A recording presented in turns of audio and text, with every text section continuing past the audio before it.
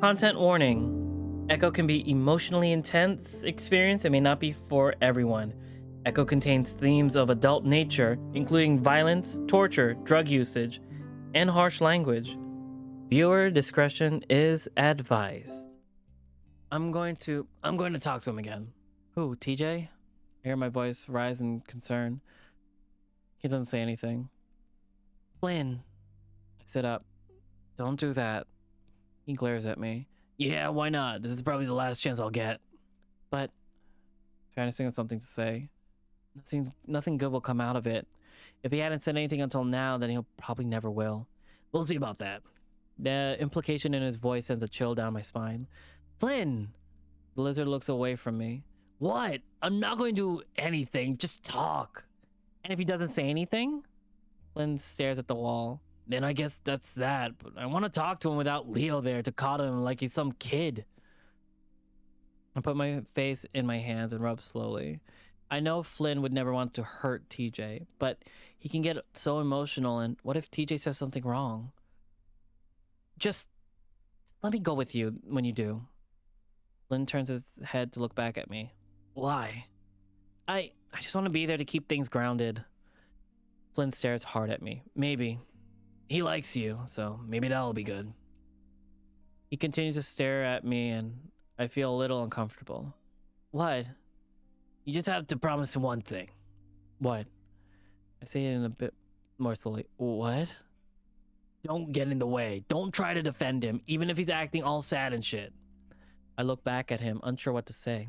I don't want TJ to get hurt, and just the thought of this confusion is making me feel sick. Confrontation. But I don't want him to be alone when this happens either. The thought of telling one of the others, Jenna or Leo, to comes to mind, but I know that'll be a fucking catastrophe if I do. That would be the end of a lot of friendships. This still left a chance that they would survive.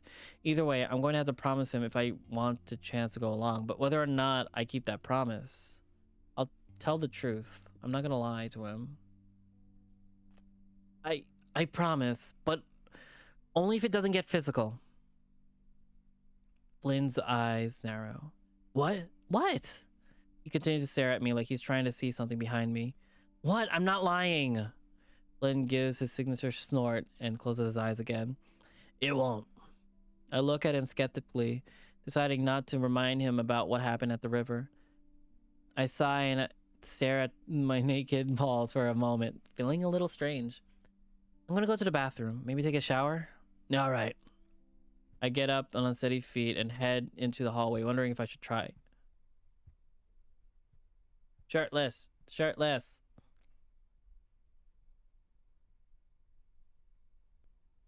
What's wrong with you? What's wrong with you? What? Wondering if I should try what? Thursday. We're getting close to the date of like everything going down to shit. I open my eyes bleakly, waking up to the sound of something pounding in the distance. I stare at the ceiling a moment, then abruptly prop myself up on my elbows, looking around confused. Where the hell? Oh yeah, Flynn's room. I'd fallen asleep on Flynn's bed naked after I'd taken a shower. Turns out that lizards don't have dryers, so I was left to air dry. I was tired, so Flynn let me lay out in his bed on a few towels, and that's where I am right now. Guess I fell asleep. Again, the pounding. I look over to my right and see Flynn curled up, his back facing to me. I think he's naked as well for a moment. Then I see he got boxer briefs on, the black color blending in with his skin. I reach over to poke the rough skin of his scaly back. The frills on his back of his neck flare out for a second, then lay back down. I almost do it again, but Flynn's grumpy, annoyed as hell tone stops me. What? I clear my throat. Sorry, but it sounds like I don't have time to say it because the pounding starts up again, echoing the hall. What the fuck? Flynn pushes himself up to a sitting position, squinting at the hallway through the door. What time is it? Flynn rolls off the bed and starts putting his shirt on. I grab my phone, glad to see it's still at half charge. It's 9. At the same time, I notice that I have texts, several of them, from Leo. Shit. What? Flynn hops around the room as he tries to pull on some pants. My eyes scan over the text, realizing who it likely is that knocking on the door. The messages started about 2 hours ago. Hey, I was just at the motel and you weren't there. Jenna says she doesn't know where you are either. She says you didn't spend the night there. You and Flynn are the only ones not answering my messages. Are you at his house? Hello? I feel my stomach go into a knot. Fuck! Huh? Flynn rolls on me, annoyed, now fully dressed. The knocking has stopped, but I still uneasy about what I've just found out. I think it's Leo. What? This time Flynn sounds panicked. He's been texting me all morning. He thinks I'm here now. I show Flynn the screen, but he barely looks at it. He's got his arms folded, his mind clearly racing. You know he can't find that I've spent the night here. I tried to keep my voice under control. I know. Yeah, we both know. Things are basically over between Leo and I. But that doesn't change the fact that this will bring up all kinds of problems in our friend group. Flynn paces for a few seconds and turns back to me. Well, he's gone now. I can just get Carl to say that you spend the night at his... He's already texted Carl. Shit! Flynn groans and hangs back his head. Well, did he ask you if you spend the night there? No. Just that he didn't know where I am. At least that's what he said in text. I'll just tell him I don't know, and Carl can say you were there. Don't you think Carl would have told? Flynn suddenly reaches out, grabbing my shoulder and throwing me sideways onto the bed. I stare at him wide-eyed, but he's not looking at me. Instead, he's staring at the window behind me. What? He throws his hand on my face, silencing me. Flynn moves to the window, and that's when I notice a big shadow shifting around out there. I scramble to the other side of the bed, heart hammering in my chest. Did he see me? The curtain is covering most of the window, but the foot-long gap at the end is just enough to look in. Flynn starts pantomoning in front of the window, shrugging his shoulders and shaking his head. Finally, he drops his arms with a sigh and leans in the crack of the window. What the hell are you doing? Why the hell didn't you answer the door? Leo's voice is angry. Honestly, a lot more angrier than I would have expected despite the situation. I just woke up. I was knocking for like 5 fucking minutes. I'm a heavy sleeper. You're dressed and everything. I just got dressed. Most people don't go peeking into windows when they don't get an answer, though. Flynn glares through the window. I quietly roll off the bed so I can hide better, even if I'm not in view of the window from here. Listen, I'm just looking for Chase. Have you seen him? No. Flynn shifts his position a bit in my direction, as if trying to block Leo's view. Looking for something? Yeah, Chase. Well, he ain't here. Why would he be? He stayed behind with you at the party, didn't he? Yep, then he ran off to do some project or something. There's a long pause. Oh, gee, can I come in for a sec? I need a drink. What? Go back to your own house, man. You say you don't want me to come in? Flynn sighs loudly, rubbing his eyes. I'm saying I'm tired. It's 10 in the fucking morning. It's 9, but yeah, sometimes I stay up late. Why? Flynn lowers his hand from his eyes and glares out at Leo. Listen, I'm not really in the mood for this right now. And another long pause. You're acting like a little crazy right now, too. Listen, I'll be on my way if I can just come in for a bit. I'm fucking burning up.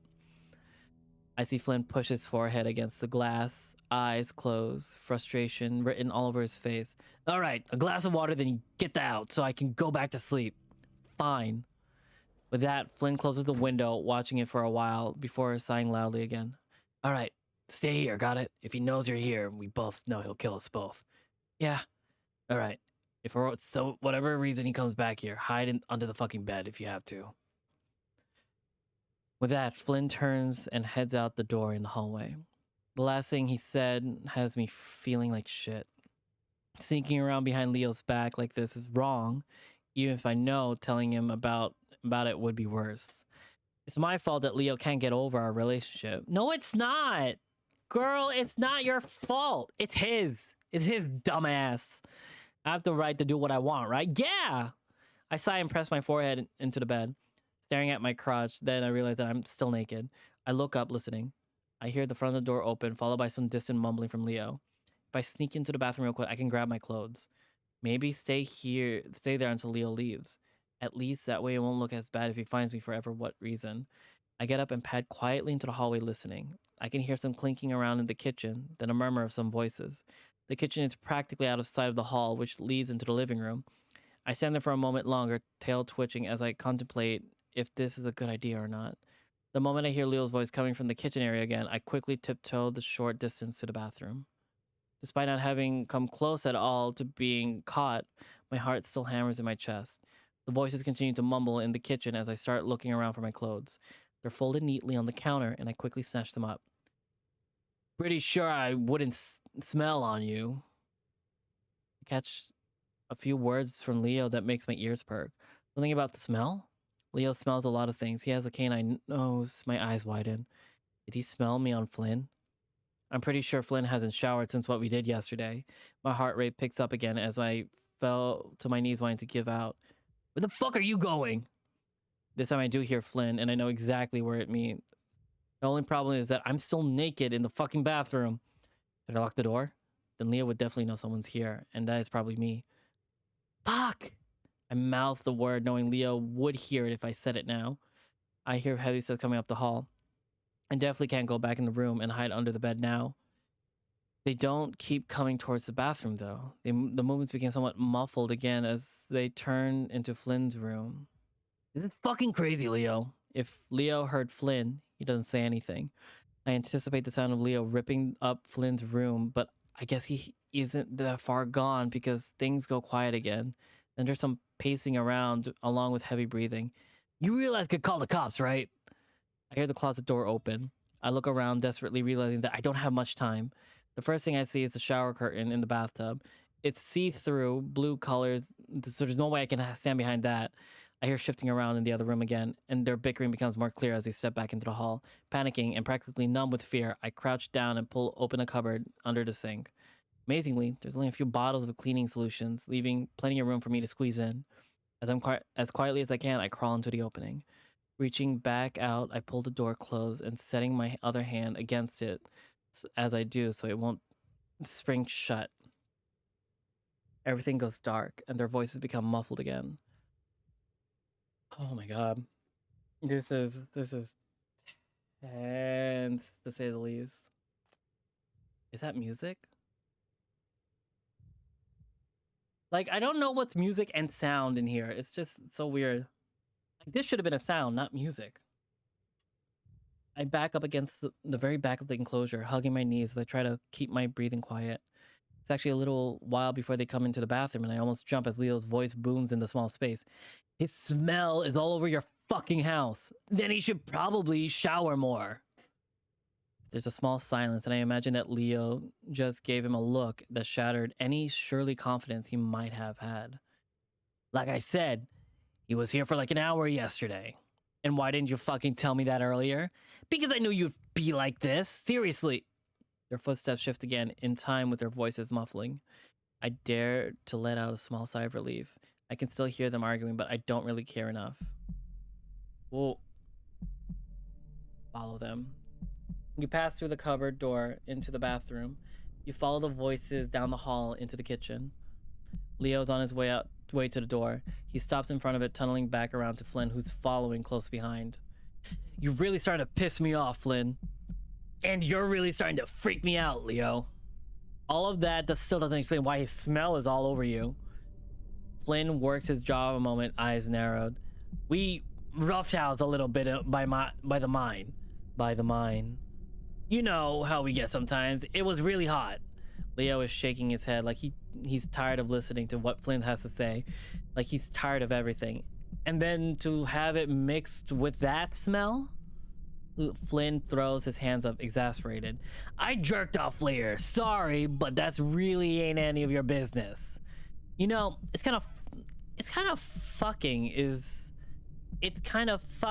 since I planned out this entire fucking thing. Leo starts to lose his temper again. You know this isn't like Leo at all. Calm down, Jesus. Maybe he went off to do more research or whatever. Said he wasn't done at the mine. At the mine. Leo's not listening anymore. He's looking to the side, staring at the wall, hackles raised. Listen, I'll drive around town real quick to see if I can find him before work, all right? Flynn, you know you ruined this whole thing for me, right? Thing for you? What are you talking about? And I'll be fucking damned if I let you do it again. The anger and spite in Leo's face is scaring Flynn. Leo, what's going on? But Leo still isn't listening. The wolf turns sharply away, yanking open the door. Leo? Flynn reaches out, resting a hand on Leo's shoulder, but at that moment, the wolf throws an elbow back into Flynn so hard that the lizard is sent stumbling back several steps before falling to his knees. Flynn lets out a hoarse groan, but Leo ignores it, slamming the door shut on his way out. Flynn stays like that, doubled over on the carpet, making soft rasping noises before his breathing finally comes under control. He stays there a while longer, absorbing what just happened, knowing that Leo isn't himself either. He also regrets doing anything with Chase. Finally, he looks up right at you. You decide to leave. There's really no point to try and reason with him. It's been a while since you've been out alone like this. It feels good not being attached. Something about that lizard, Flynn, is helping this happen. You'll have to deal with him later. As you continue to walk the dirt road, you see him. It takes a while at first because he's so far away, but then you see that thick tail waving back and forth as he approaches you. Can he see you? Probably. It's been a long time since you were attached, but the feelings, the thoughts, you can remember it like it was yesterday. The new one is better, a lot more quiet. At least you made him quiet. It was easier to do than with this one. He keeps walking towards you and you start to wonder if you should turn back. You always snap back eventually. Why not let this play out? Let's see how far this will go. Now that you're this close, you can see water dripping off his body. Even after all these years, finally you can make out his face. Angry, no, furious. Finally seeing you again. He doesn't like what you did, and who can blame him? He starts to run towards you. You finally stop walking, waiting. He's on you in a second, lunging, blunt claws and sharp teeth bared. I keep wondering if I should come out myself. The last time I heard any voices was like almost 5 minutes ago. Still, I realize that they could both be outside or something, and I don't want to come running out if Leo decides to come back in. So I wait, starting to feel sweaty in my cramped position, my nose twitching from the strong chemical smells. I'll probably have to take another shower. After another few minutes, I hear a soft padding up the hallway. I know it's Flynn, but I wait. Another few seconds of silence goes by before Flynn finally speaks.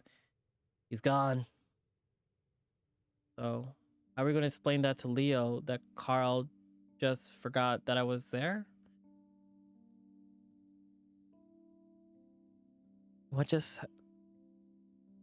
How did we witness? I pull my shirt over my head, feeling kind of gross, putting back on my musky shirt. Flynn stands in front of the dresser mirror, having just finished putting on his tie. He currently picking at the scales with a pair of tweezers. Carl forgets everything, especially when he gets high, which is all the time. Oh my god, I went regular voice. Flynn's been acting kind of distant after the whole Leo incident. It's not hard to imagine why. I'm feeling the same way. Leo probably finding out, had put a damper on our stupid excursions. It really puts it into perspective how immature we were being. Alright, so I'll say I spent the night at Carl's, then left in the morning to do some filming, then came back. Lynette told me to text all this to Carl before I go over there. The only response I got in so far was a short, "What?" We don't got any other choice. I guess not. And Chase, we probably shouldn't do this Yeah, I know. Flynn glances at me through the mirror, then returns to picking at his skin. He clears his throat. I know this is kind of gross, but it's fine. We all got our gross things to deal with. Can't go to work looking like I got snowed on. Yeah. I mean, it doesn't ever really get that bad, but Flynn breaks off awkwardly as he goes back to grooming. It's weird seeing him this off, but again, it's not like it's unwarranted. I sit on the edge of the bed, texting Carl again to try to get him to at least partially understand what's the plan. After a couple of minutes, Flynn clears his throat again. Listen, Chase, you ever feel a little bit like not yourself? Huh? I look up to see that the lizard is looking at me through the mirror again. He quickly turns his attention back to his picking. I don't know, like you're not fully in control of what you do? I frown. Is Flynn trying to get at something? Explaining his own actions? Does he feel like he wasn't in control of what happened between us? No, at least I don't think so. Flynn finally puts down the tweezers and turns to me, leaning his rear against the dresser. So you never felt like you're not yourself? Though I'm not totally sure as to what Flynn is getting at. I'm deciding to humor him and think, I guess after what happened when we were kids, I didn't feel right. After Sydney? Yeah. I tried to avoid talking about it directly, but Flynn doesn't seem to be bothered right now. You probably remember that I saw a therapist after because I felt so different and it scared me. Flynn nods. Did they figure it out? Kind of. If I remember right, they said it was like a disassociative thing. What's that? Like sometimes when something really traumatic happens, your mind sort of distance you from yourself to protect you. I shrug. Something like that. I'm not very good at psych stuff. I almost told Flynn to ask Jenna, but of course he can't. So, did they fix it?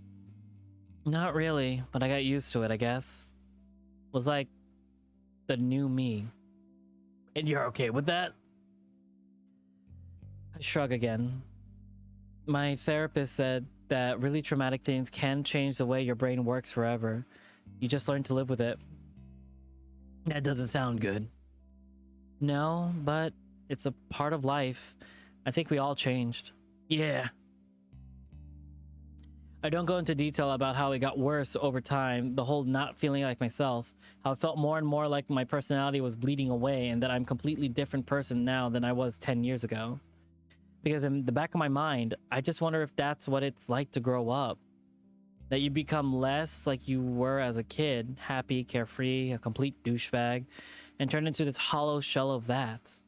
I can still feel Flynn looking at me, so I decided to bring something else up that's just as uncomfortable since we're already there. So, when are you planning to talk to TJ? Flynn's silent for only a second. Saturday, at the end of your trip. I'm not sure if that's the best idea. It doesn't leave much time to make amends if things turn sour, which they most likely will. But then I guess that means we'll easily be able to just leave as soon as it's over. Okay. Flynn's still looking at me so abruptly, and so I abruptly stand up, putting my phone back in my pocket. Anyway, you ready to go? I don't want to make you late for work. Sure. Flynn finally straightens up, walking across the room to grab his keys. I'm glad just to have somewhere to go now. Flynn feeling off like this is one of the most awkward experiences I ever had. Probably because he's usually so good at making things not awkward. So with that, Flynn takes me to Carl's house, dropping me off before heading to work. I sit quietly next to Carl on the couch as he plays his video games. It's some kind of first-person shooter that I've never seen before. You know, I'm not all that into shooters. Well, this one's pretty good. Yeah? I just realized something. Like, whenever I'm talking as Chase, I go a higher pitch, but I also like slightly pull the right side of my mouth like upwards into like a wink. I just noticed. I don't know. It's not information needed to know, but like I thought it was interesting. I try to act interest as I browse through my phone. I've already texted Leo apologizing and telling him that my phone had died. It's weird how quickly this lie has gotten out of control. I'm making things up as I go at this point, and I'm amazed at how easy it is. Leo hasn't responded, and I doubt he believes any of it. It still gives us both room to pretend, though. Yeah, man. I think it's the sci-fi elements. I could never play one of those World War shooters. The same. Carl clicks around with the controller for a while longer. You alright? I sigh loudly, finally tearing my eyes away from the phone. Yeah, I'm good. Because you don't seem good. I don't respond to that, instead choosing to zone out to whatever's happening on screen. What's with the whole story anyway about you spending the night or whatever? And debate whether it's worth telling Carl or not. He'd go along with it anyway, but keeping all the secrets is starting to make me feel sick. Well, I spent the night at Flynn's. Leo found out and I wasn't at the motel, so he came looking for me. Oh shit, did you and Flynn, I'll let the silence hang for a while. Carl snorts. Wow. Come on, Carl. No, I don't mind. Just seems kind of weird. How so? I feel myself getting defensive. I'm not really in the mood to be judged by Carl. Yeah, he's cool and everything, but his life, let alone his sex life, doesn't exactly put him on the position to do so. Well, you just barely got here, like, what, 5 days ago? And already? You know how Flynn is. Yeah, I do. So you shouldn't be surprised. But I mean, we've known him since we were like kids. Just feels a little bit. Carl, I'm not really in the mood right now. Carl goes quiet for a few more minutes. The clicking buttons on his controller is the only sound. It doesn't last long though. You know, I saw you guys at the river a couple of days back. I saw you too. I mean, I saw you guys. Carl, I just said I'm not in the mood. Carl shrugs. Just saying, I already know. It's cool. I keep quiet, hoping that we'll get Carl to drop this stupid subject already. It doesn't work. But I get why you gotta keep from Leo like this. I pull my phone out to see if I got a text message from Leo. I haven't. Me and Leo, we don't hang out that much, though I think he tries to. He talks about you a lot. I try to ignore the guilt that's steadily building up inside me. Did you smoke today? Because you're being a real talkative right now. I only ask because I don't smell it. Usually it's pretty strong. Actually, I had an edible this morning. Oh, really? I massage my brow with a thumb on my forefinger. Normally I get along great with Carl, especially when he's high. But after this morning, basically everything is getting on my nerves. I usually hate that shit, but I don't know. Guess I was bored today. Those things shoot me into fucking space. Guess it explains why you won't shut up. Hey, am I pissing you off? I immediately regret what I just said as Carl puts the game on pause. No, just had a stressful morning. With Leo. Carl starts the game back up, giggling again as he shoots a space marine in the face. Finally a text from Leo. Good to know. Another one immediately follows. Let's hang out sometime soon. But, you know, Flynn really cares about you too. Yeah? I text Leo a quick affirmative, though I'm not really sure when that hangout is going to happen. Yeah, wouldn't stop talking about you when we drove to the reservation. Really?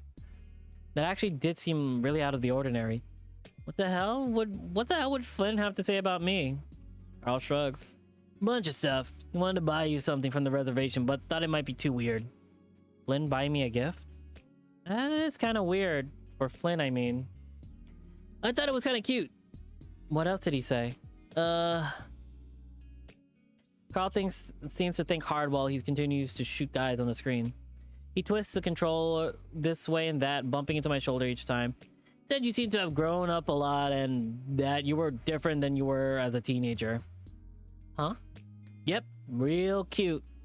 Carl's tone seems slightly annoyed there, but I don't really care enough to ask about it. By the way, how's your project going?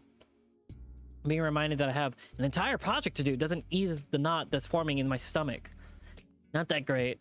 I still need a lot of film and research. What kind of research? Stuff about Echo. Like history stuff? Yeah. Carl plays a while longer than sets down his controller. My mom might have some Echo history stuff in the cellar, but he pauses. You know Flynn is like the records holder, right? The clerk, yeah. I already know that. Carl, what is Carl getting at? And honestly, I want to kick myself for not thinking of it in the first place. Carl turns to me, a loopy grin on his face. Those edibles really do fuck with him. So, let's get some records from him. Probably better than digging around in my basement. Well, yeah, we should, but I don't even know what to get. Don't worry about it, dude. I go down there to shoot the shit with him all the time. We can ask him. Things aren't exactly cool between Flynn and I right now, but it's something to do. I'm so behind my project at this point, I don't have any excuses.